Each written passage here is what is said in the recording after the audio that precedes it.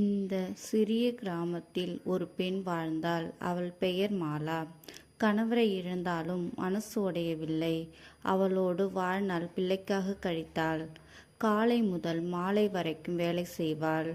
வேர்வை கஷ்ட துன்பங்கள் இருந்தாலும் மனசு உடையாமல் பிள்ளையை படிக்க வைக்க வேண்டும் என்று கனவு கண்டாள்.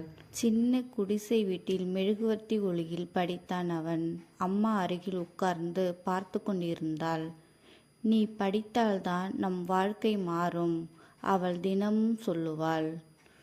கிராமத்தார் கேலி பண்ணுனாங்க. அவர்களோடு பையன் படிச்சா என்ன ஆக போறானோ. ஆனால் மாலா சிரித்து கொண்டு போய்விடுவாள். ஒரு நாள் மாவட்டத்தில் முதலிடம் வந்தான். ஆசிரியர் சொன்னார், அவன் நகரத்துக்கு போய் படிக்கணும். அம்மா கண்ணீர் படித்தாள். ஆனாலும் மனசார சொன்னாள், போடாப்பா, நான் உனக்காக எத்தனை வேலை வேண்டுமானாலும் செய்வேன். ஆண்டுகள் கடந்தது, காலங்கள் சென்றது. கஷ்டப்பட்டு படித்தான். நகர நூலகங்களில் இரவும் முழுக்க அந்த நாள் வந்தது. வெள்ளை கோட்டணிந்து கிராமத்துக்கு திரும்பினான். முதல் சம்பளத்தை அம்மா கைக்கு கொடுத்தான். அம்மா, இது உங்கள் வேர்வை பணம். நீங்கள் இல்லையெனில் நான் இங்கே நிற்க மாட்டேன். அம்மா கண்ணீர் வடித்து சிரித்தாள்.